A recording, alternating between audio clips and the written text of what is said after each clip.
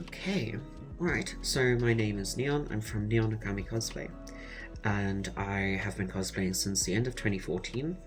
I studied photography in 2015 and have been practicing and providing photo shoots and being a subject, I guess, since 2015 then. I just realized that I do not have any notes. Let me just bring those up quick. There we go. Okay, so through all these years, I have gained a lot of, a lot of tips and tricks to posing and to how to improve photos and stuff like that. I hope that you guys can hear me okay. I am still a little bit nervous. I am not as well prepared as I was for the sewing workshop. All good? Okay, cool. I was very prepared for the sewing workshop, but I am not so prepared today. And I won't lie, I kind of forgot that I was here. I forgot that I existed. Okay. So, okay, cool. You guys can put, as me the last videos real, you guys can put like questions and stuff in the chats. If I can answer them in that moment, then I will. Otherwise, we can just do questions at the end. For the majority of the photos in the presentation, I have either been the photographer or the subject of the photo, except for the poses at the end. Some were submitted to me and some were from friends and stuff like that. Okay, so let's get started. Okay, so at a convention, there are most of the photos that you'll get at a convention are pretty unflattering haul photos, which are like taken with the phone and specifically from this one angle that is at eye level, but it's slightly angled down and it's very unflattering. I will explain more about it, but you can already see that between a haul photo and a pro photo, there's already a massive difference, even if there's the same pose or anything like that. The photo itself can look a lot worse if it's a whole photo, but that doesn't necessarily mean that it is always going to be bad. And a good photo isn't synonymous with a good camera, but a good camera does help. Smartphones they have come a really far way, so you can take good photos on a phone. It is entirely possible. So you don't need a fancy 50 grand DSLR camera just to take good photos. It's not necessary, but it does help. I will admit that. Not that I have a 50 grand DSLR camera. That would be nice. Okay, so whole photo versus pro photo. But you can see that so these are both whole photos, both taken on a phone. Obviously this is me and I look very meh. But you can see that just changing the angle, so this is from a little bit of a higher angle, a little bit eye level, but a little bit of a higher angle, to making it from a lower angle suddenly makes the picture a lot more usable, I suppose. So what we're going to talk about today and what makes a good photo good or bad, makes a photo good or bad, depends on angle, focal length, depth of field, lighting, composition, which includes background and foreground, and your pose. The poses, I have like a whole section at the end that is just on poses, and then I'm going to be talking about all these things, but as simply as possible, because you guys aren't here to do a course on photography. It's not going to be like that. It's just going to be dumbed down so that we can all understand it. And also so that you can, if you are a photographer, then you'll know the terms more, I guess. But if you are a model, then at least you can talk to your photographer and say, okay, this is what I'm looking for. Okay, so we're going to start with angle.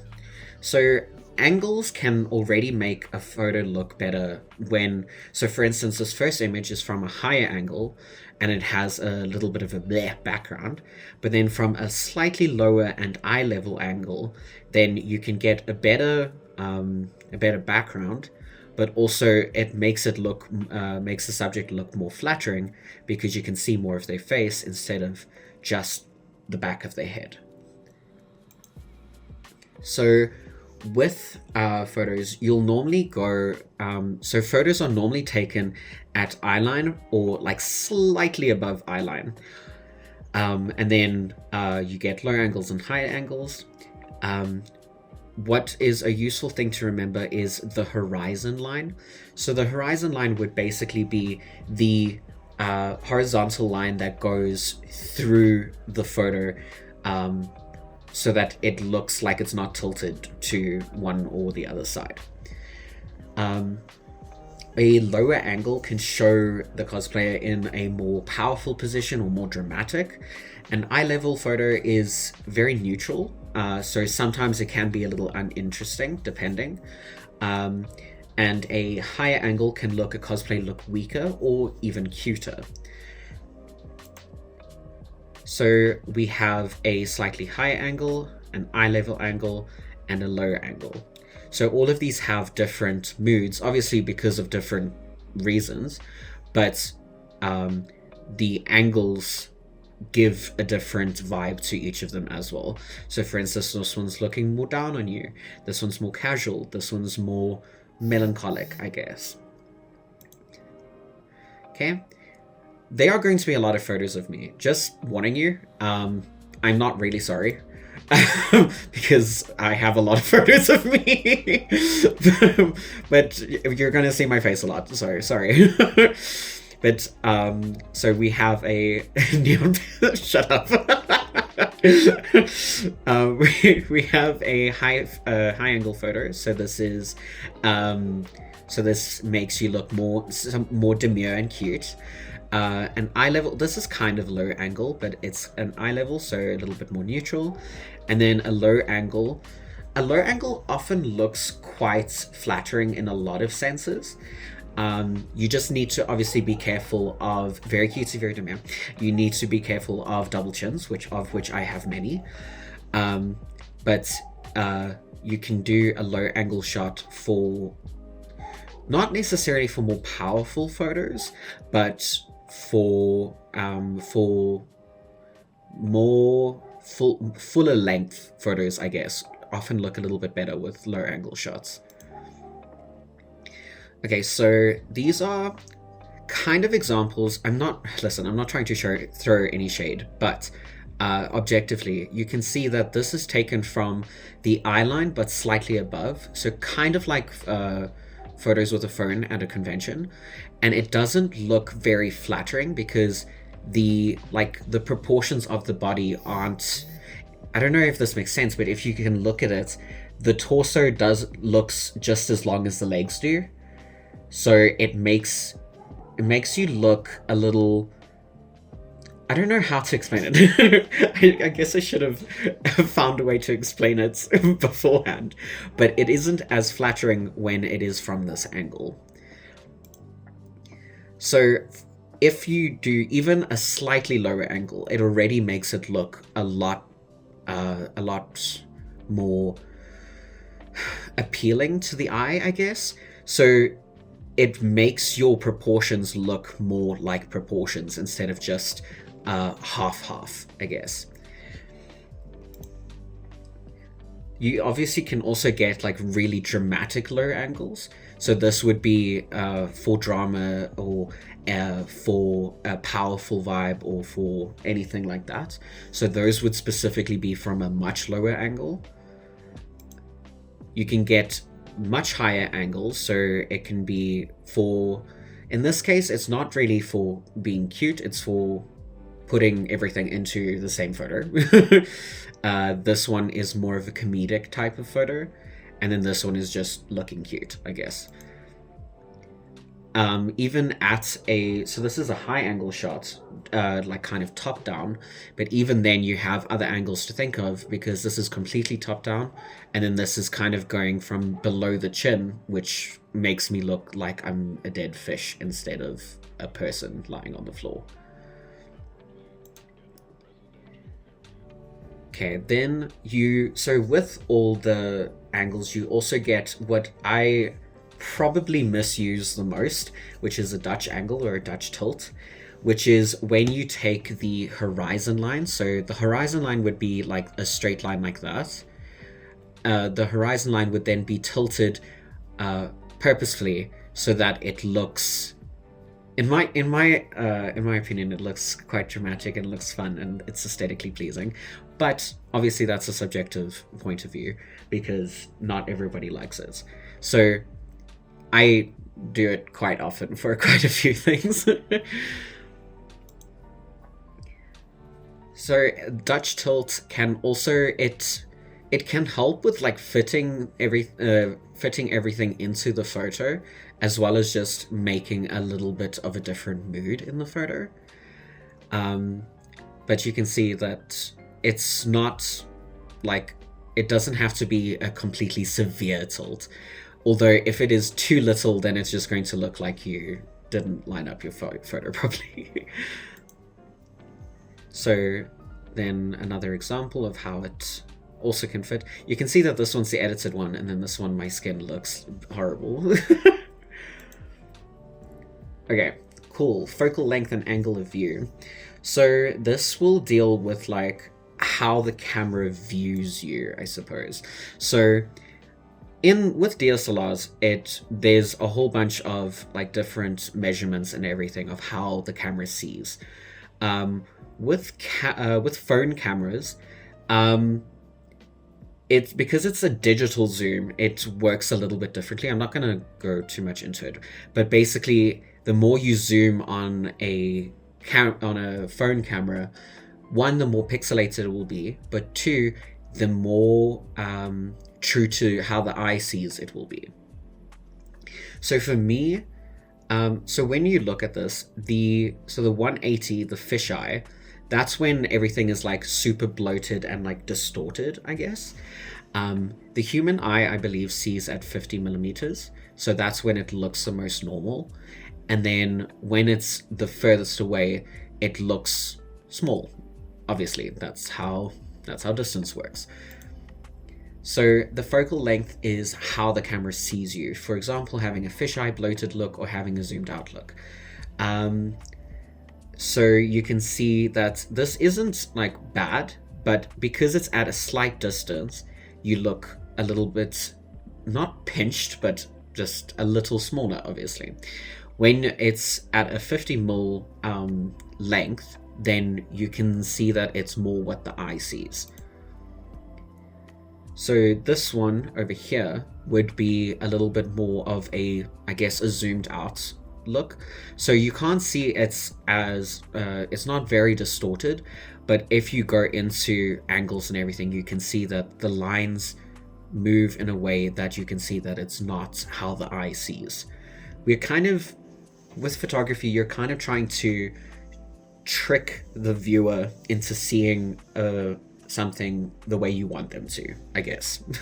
Sounds very manipulative, but I don't mean it that way. So it can also, the focal length can also be the crop of the photo, and shows how the focus will lie in the photo. Here you can see, so this one I think was a 30 mil. So this is very much almost fisheye. So I look like a fish with my boba eyes. And then this one is a 50 mil. So it looks more natural, I suppose. So these are also different angles. I mean, different distances, measurements. So the lines are distorted, but they work well that they still look good. So this is when you want to kind of bring out a pose that makes the best use of the leading lines. Okay, depth of field. So I misuse depth of field a lot, but also I just really like how it looks. So depth of field is when is how much of the photo is in focus. So this is very blurry. Oh my god.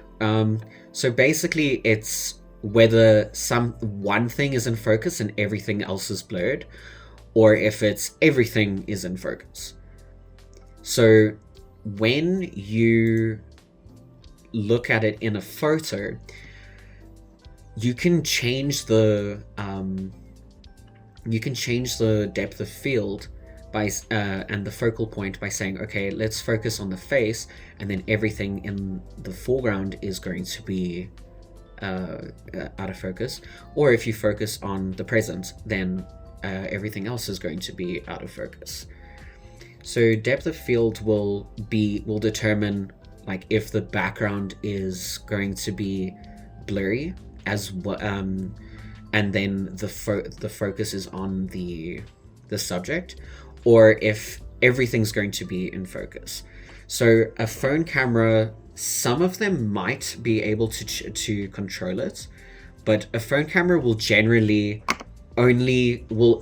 generally have a very high depth of field that it will just put everything in focus, which doesn't always come out very flattering. Sometimes you can trick a phone camera into working for you instead of against you, and you can play around with the focus. So here's very low depth of field because it focuses only on like one point of the face and everything else is blurred. And then a little bit, still a low depth of field that everything else is blurred, but a little bit higher that you can still see all the expressions on the face. This is a very unflattering photo.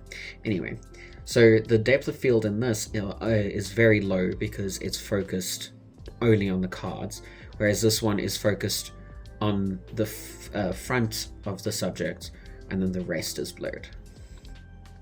I realize I didn't actually include any photos of a high depth of field because I don't like taking them.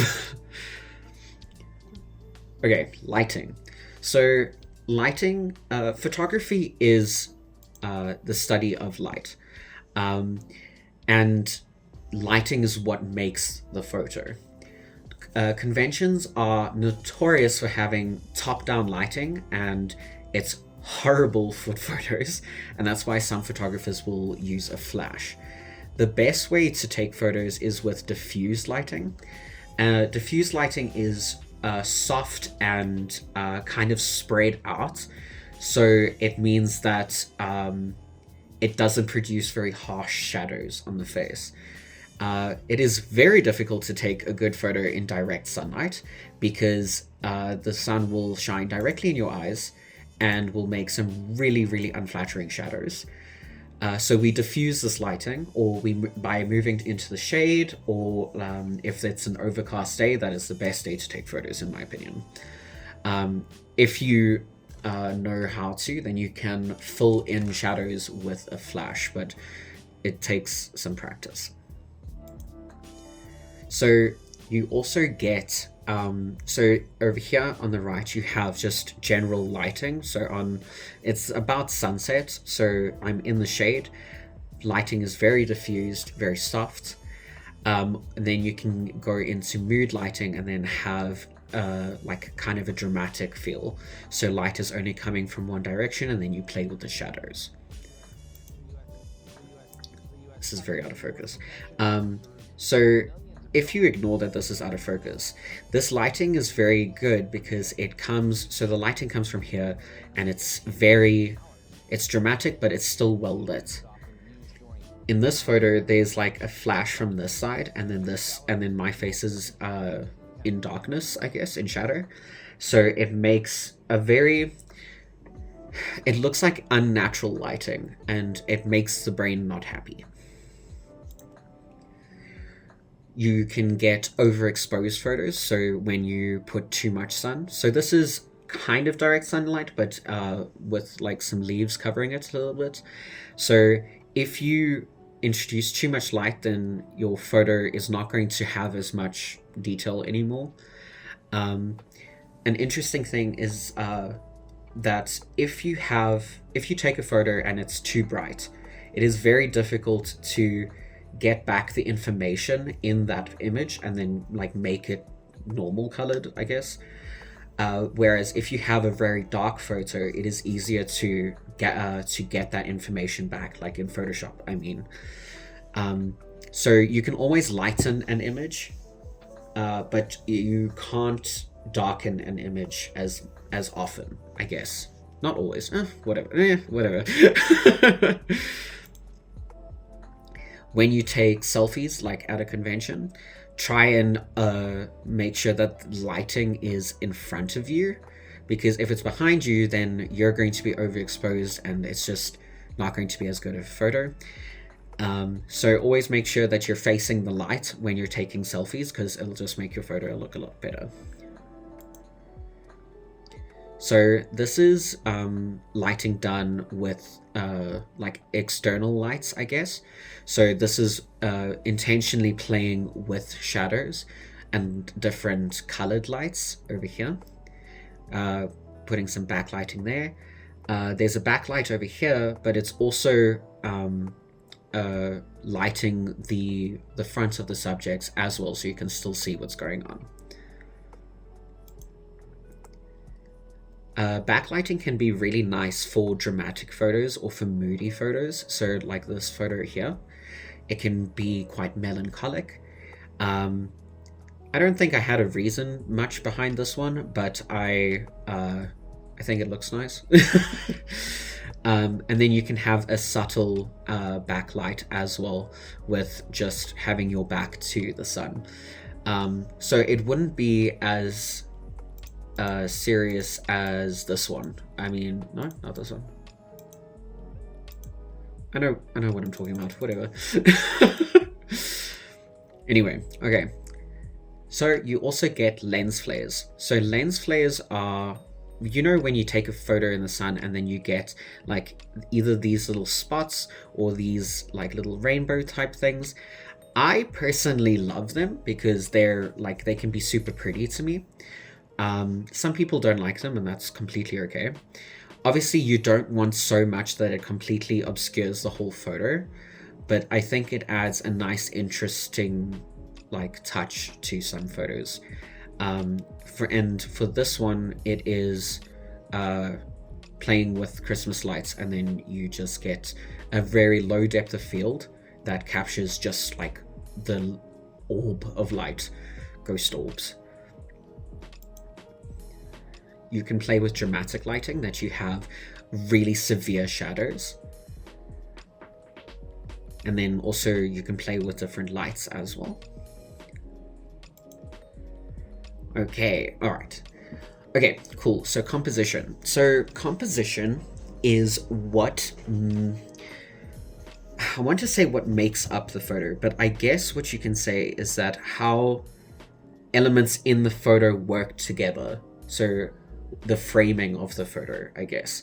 So this will obviously largely, all of this will largely depend on your photographer and how they take photos.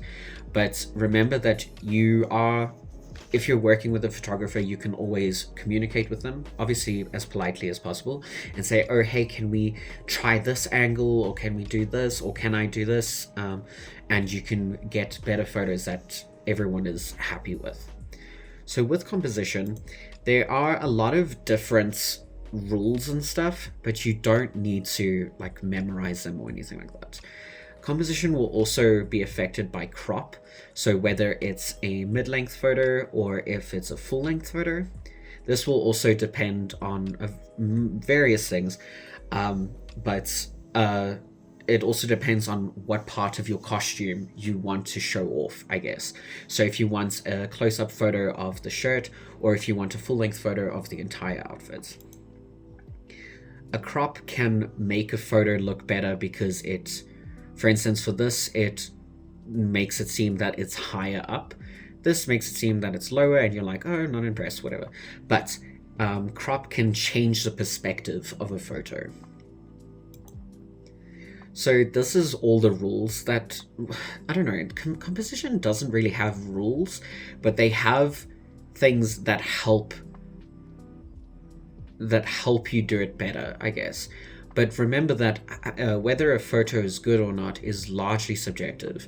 So one person can say that something looks really good, and then another person just doesn't like it, and that's completely up to the person. The ways that I use the most to, like, as a cheat sheet, I guess, for a photo to look good, I guess, is the rule of thirds and the golden ratio, which I will show you now. So we're going to go into a couple of these, and then I'm just going to show you what they look like in practice, I guess. But composition definitely takes, for me, it took quite a few years of practice. And even then, sometimes you don't hit the mark. Okay, so framing. So for instance, this would be, so your subject is in the center, and then by the branches around, then your eye instantly goes to the center. Leading lines means, like, so the lines of the objects in the photo are going in directions that will lead you to what you want, what is in focus, what you want the viewer to see. A vanishing point is very similar to leading lines, but that there is, if you ever did like art in school and stuff, they would have touched on this as well, but that the lines lead to a point that is coincidentally on my arse. The lines lead to a point, and this leading line draws your eyes to the focal point. So golden ratio. Okay, so remember that it's the golden ratio and the rule of thirds that I like. Well, that I like the most, whatever. But they are the most useful, I think, for just a go-to, a rule of thumb. So, for instance, we have these two photos. Okay. So if you apply the rule of thirds or the golden ratio, you put everything into certain grids that they can, that you have for, okay, let's over here. So with this Tomoe photo, it is, the focus is in this corner because the focus goes into that spiral. For Link, the focal point is on the eye or on the face, so it so the focus is here, and then the rest of the photo kind of leads towards that point. Okay, and then you have these two. So with this one, also very good golden ratio, because it will be, I don't have the credits of the photographers here. So the golden ratio, so everything leads into a flow and then circles onto the face. For rule of thirds, the focus is on the face, and then this is a very good example of like how the lines line up really nicely.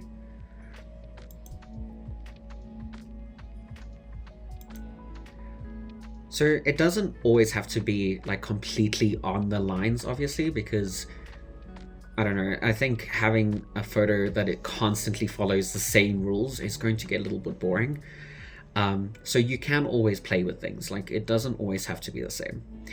But once again, the focus is in this top corner, and then over here the flow goes like that and then rests on the face. Okay. You can also use patterns to help your help the eye of the viewer go towards the focus point. You can play with symmetry, that you have two different things working together. Diagonal lines, so same with leading lines, same with vanishing point. The lines point to things that you want to keep in focus, or rather keep people's focus, I guess. Okay, with background, you can affect the mood a lot of the photo. So for instance here, because it's so open and the light is so strong, it doesn't feel very secluded, doesn't feel very secretive, but in this darker area where it's a little bit more private, then the mood of the photo is a little bit different. When you're at a convention, you can't really control the background because there's people walking around everywhere, but you can try and take the photo by like a plain wall. You can you can reduce the depth of field, like we talked about earlier, so that it's a little bit out of focus, the background. Or you can just edit the background completely. If you're on a location shoot, you have more control over the vibe and the composition of the photo.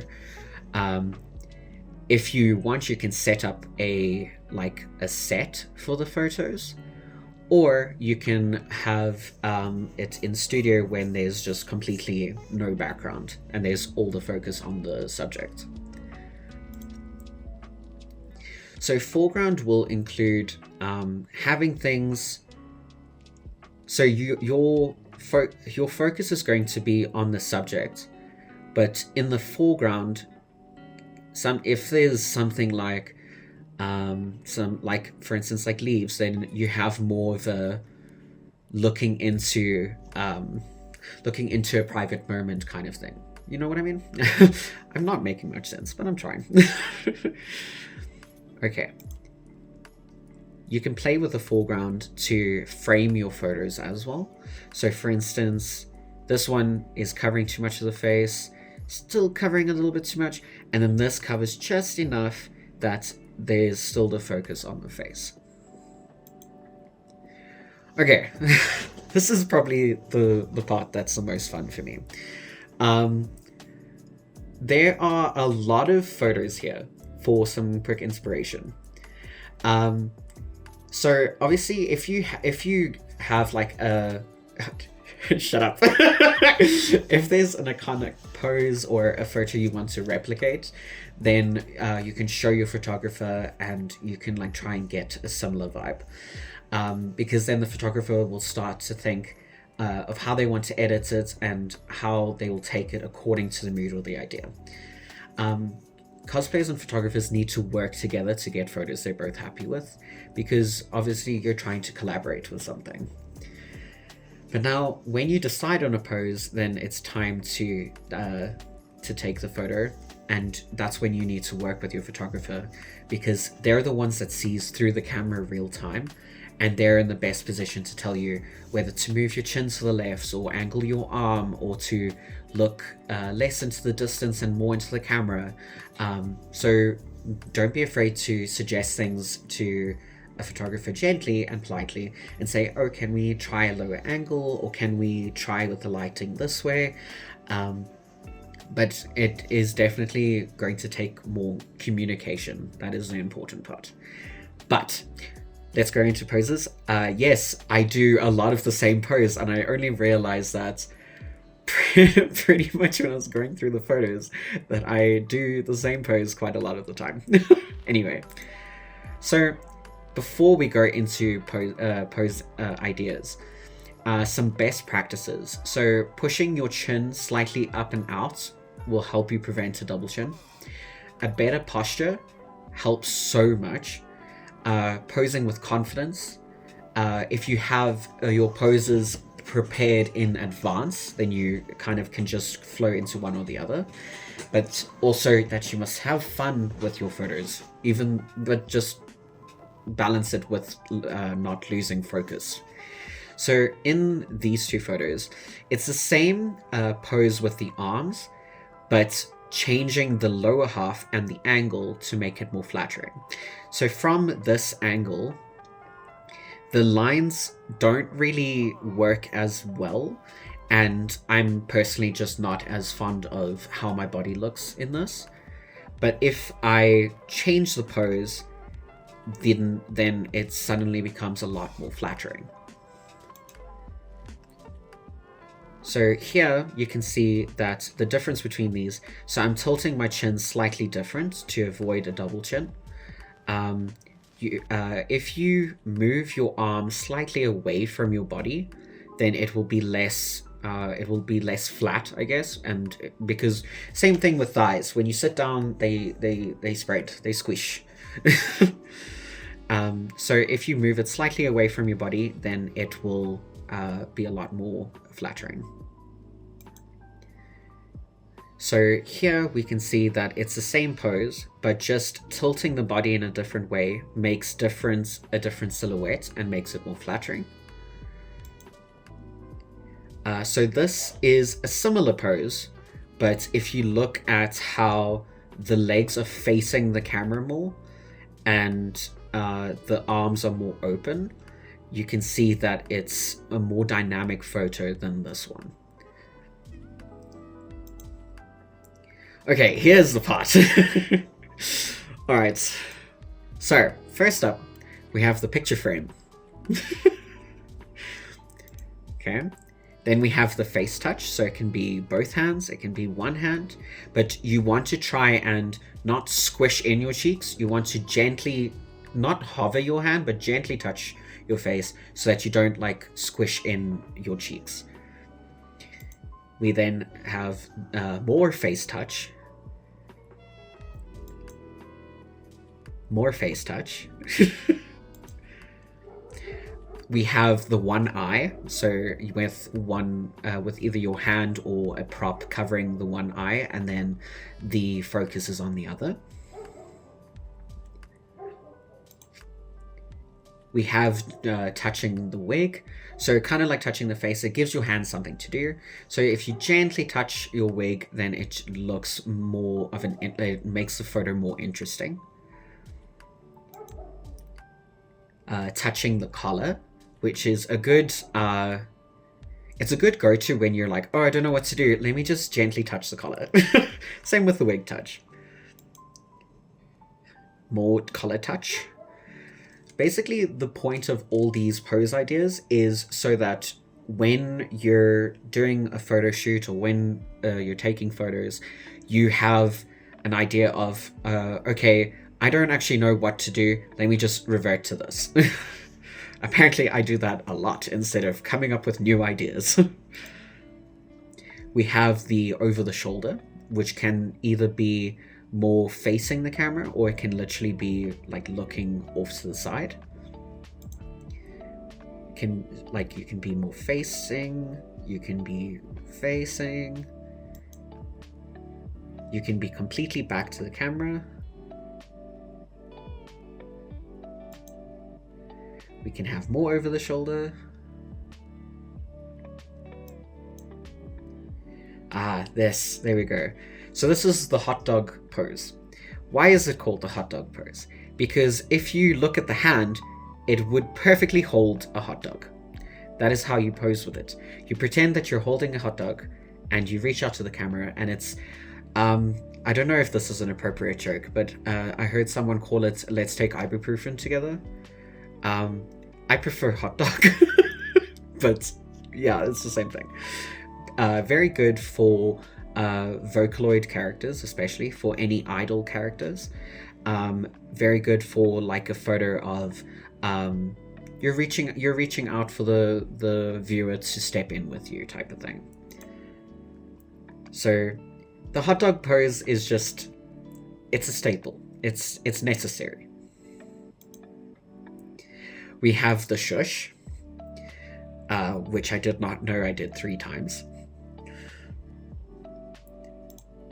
We have adjusting a glove, which is a very good one for male cosplayers or male presenting cosplayers, or if you're in a male cosplay, because it's not as like delicate as touching the hair, touching the face.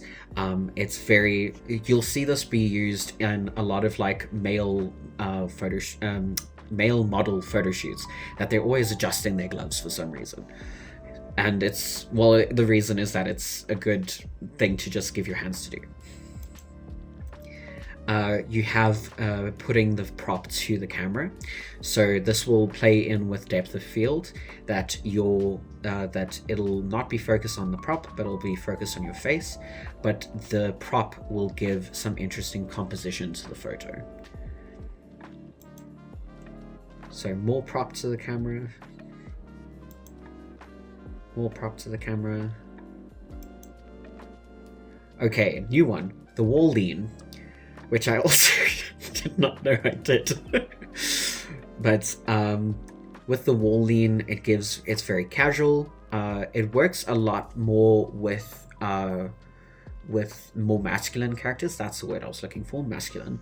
Works a lot more for masculine characters, because not a very... Oh, it works for masculine characters because it's not a feminine pose. Wow. But, for instance, you can see here, this is a gentle wall lean that looks... still looks very... not very feminine, but it suits the character. This is a very delicate way of like leaning against the wall so that it looks more feminine. This one involves quite a harsh Dutch tilt. You have the walk, so it can either be towards the camera or away from the camera. But having the active walk, literally drawing all these poses.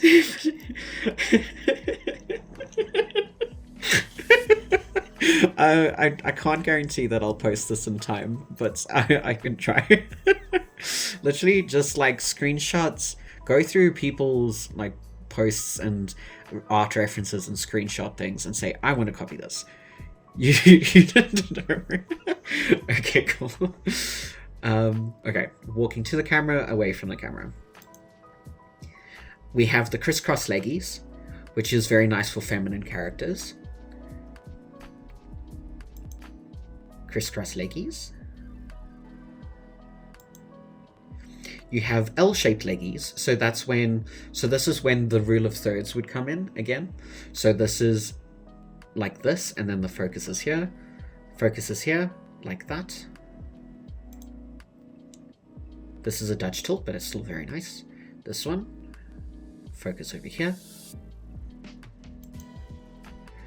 This one, I discovered I liked, and then I did it too often. The shoe show off. So I specifically started doing it with this photo because I really liked my boots, and then I did it again, and then I did it again, and then this one I found in the archives, but I still did it back then. Then I discovered I was not the only one who did it. So Geordie did it, and Megs did it. So other people do it. I am not the problem. I am not the problem. I see Maggie typing. Oh my word. I need to take a drink, hold on. Start doing the shoe short because everyone's shorter than me. Well, that's not a problem all of us have, okay? Some of us have to deal with being short. Okay, this one my friend called mom's vacuuming because you're lifting your legs off from the floor. Donate some leg length. So you're lifting your legs from the floor. It makes for a very interesting photo, but it's called mom's vacuuming. I just, yeah. Anyway. So lifting the leggies from the floor. Perfect name. Thank you. I will tell her. Why does it look like there's a photo in the back there? Oh. Okay, you can do a leggy up. So this is good for feminine characters. It can be a slight leggy. It can be a severe leggy. This one I called contemplation. The shoe show off. There we go. So I called this contemplation because I also did not realize I did this so many times. That literally just leaning dramatically onto a surface. And all of this is very much a call out to myself. The lie down, which I also did not know that I did 3 times in the same angle. But at least other people do it as well. So this one can be, my favorite is from this angle so that it looks like the viewer is lying down next to you. Or it can be a top-down one like this. More top-down, more top-down. So once again, this leads into how a higher angle makes the subject look cuter or weaker. Specifically over here. Lie down again. This one was a reference of an artwork. Okay, and then generally having props helps. It can literally be as easy as just having glasses. Because you want to make sure that your arms are doing something and that they're not just staying by your side. So having anything to do with your hands really helps. So you can do like headpieces, flowers, weapons, bears, guitars without shoulder straps, teacups, a fake knife. It is a fake knife. TikTok, please. You can do group photos and then have interesting. You can have leading lines with that as well. So over here, the line goes in this direction. For here, we have. It's an interesting composition because the focus can be here, but it is also here. But it goes in an L again. Generally, doing photos with people helps because you can interact with them. One of my favorite things to do in photos is introducing movement of the clothes. So, for instance, like a flowing scarf, your jacket is flowing in the wind. You do a twirl over here. How it's done is that literally you can have someone behind a wall busy holding it with thread, or you can you can hold it, like someone on the sides can hold it and then drop it at the time that you take the photo, or you can do a twirl. So literally over here, just dropping it and then taking photos, continuous photos until you get a frame that you like. Okay, so that's the end of the posing apparently. And then I wanted to touch on editing. Okay, so a lot of people have weird relationships with editing photos because they believe that, like, a lot of professional photographers, I guess, are really finicky, and they say, no, if you didn't take a good enough photo in the first place, then blah blah blah. And I'm like, just grow up. What photos there's nothing wrong with editing your photos. If you want it to look a specific way, then make it that way. Obviously it calls into question ethical editing, which is like if you completely change a body shape of a person or anything like that, because then, but that's also subjective, I suppose. So personally for me, when before I had my top surgery, this is TMI I guess, I would liquefy my chest down because I did not want boobs, I guess. So literally any edits that make you feel better, I guess, I honestly think there's nothing wrong with it. So it can be as simple as adjustments. It can be removing blemishes like pimples. It can be removing objects in the photo. It can be adding stuff to the photo. It can be completely replacing the background, or it can be adding special effects. The ones that you like in the beginning, like on your phone, I'm pretty sure you get tons of apps that can do it, that you just adjust lighting or some colors and then remove like some pimples. You don't need to go into all of these to edit a photo. You don't need to go to all this length to get a good photo. So for instance here, adjustments with the colors, blemishes, fixing some colors and lines, fixing the background. Over here, adjustments, blemishes, background touch-up, and then compositing, so adding some stuff. This one is more of a severe one, so this one's adjustments, blemishes, background replacements, compositing, and colors and everything like that. This one was also a bit of a severe one, so I liked the hands in this one, the face in this one, so I just combined the two. So remember this photo from earlier? So because it was at a convention, I was like, oh, well, I want my single photo of my link because I don't have any other ones. So then I played with replacing the background, and then slight liquify 1 on my tummy and 2 on my legs, just to fix the posture. And that's all of it. That I did that in less than an hour. I can't believe it. But thank you very much for for joining me on my photography workshop. I did not know I would speed through that. But I really hope that it was helpful in some way. If you want, I can go through the pose ideas again. So you can note them down if you need me to, but I hope that you guys can use this to get some better photos next week. It's next week, oh my god. So this you can use, and you can say to your photographer, oh hey, can I do this, can I do this? Something that I really recommend is practicing your poses in advance. So if you know 5 days, shut up. Shut up.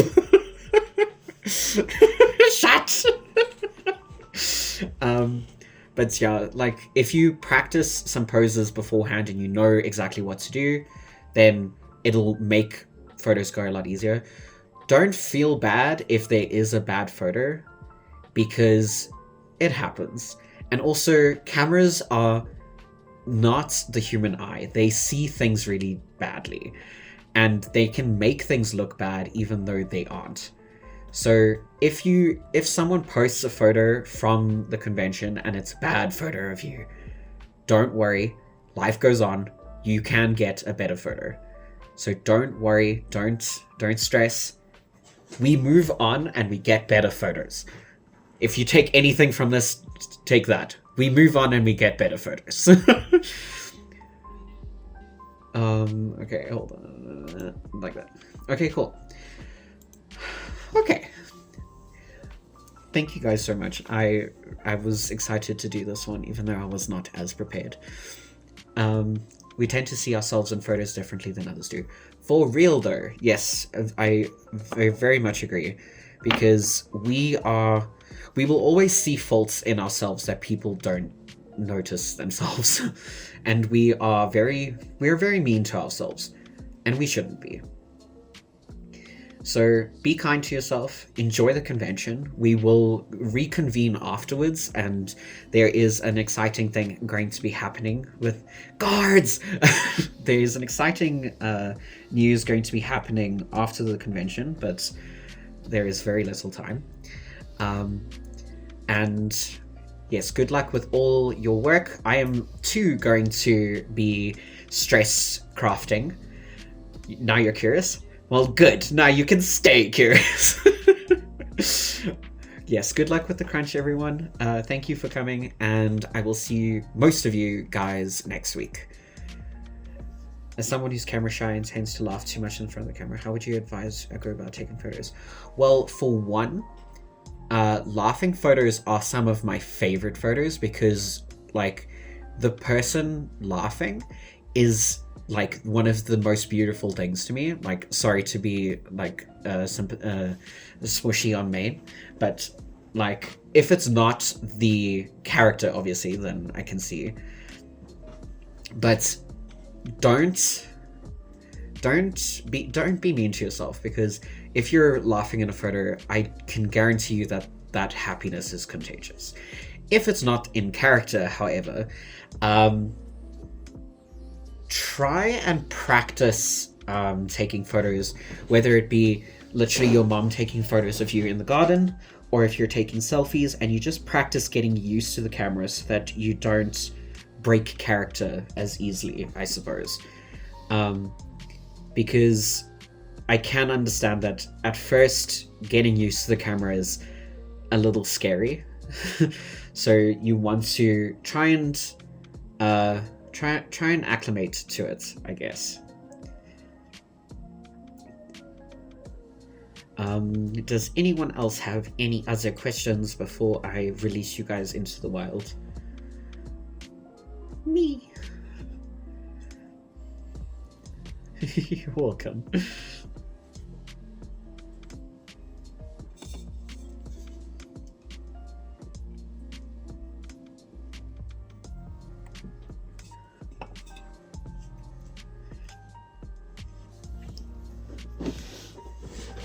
Don't kick me into the wild. I feel like all of us preparing for Comic-Con is like us in the wild.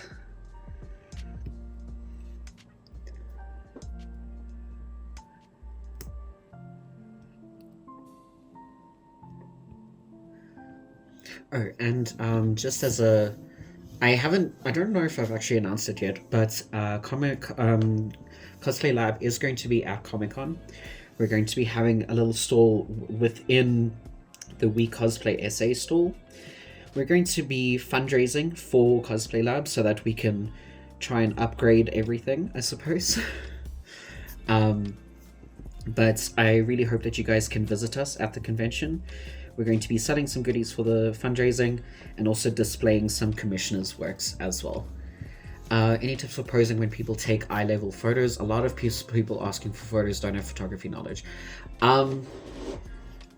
So people asking for photos, like general people, you're not going to... I'm going to be for real with you, you're not going to get good photos. If it's your friend taking... If it's your friend taking a photo, though, then you can say, oh, can you take it from a lower angle or something? Something like that. But people asking for photos just in general on the con floor, they're going to be bad photos. Unfortunately, that's just how it is. Unless they do know photography. But it's not going to be good. Unfortunately, that's just how it is. I'm so sorry. We live and we move. Because, I mean, it's not like we can... The people that are taking photos... Oh, sorry, can you take that again? I don't like that angle.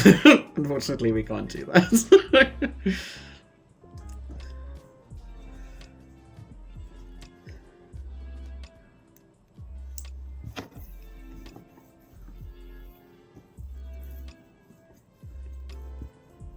No, yeah, I mean, you can in theory. But... in practice, maybe not a great idea. Okay, I'm just waiting for Maggie's message and then I will release you guys.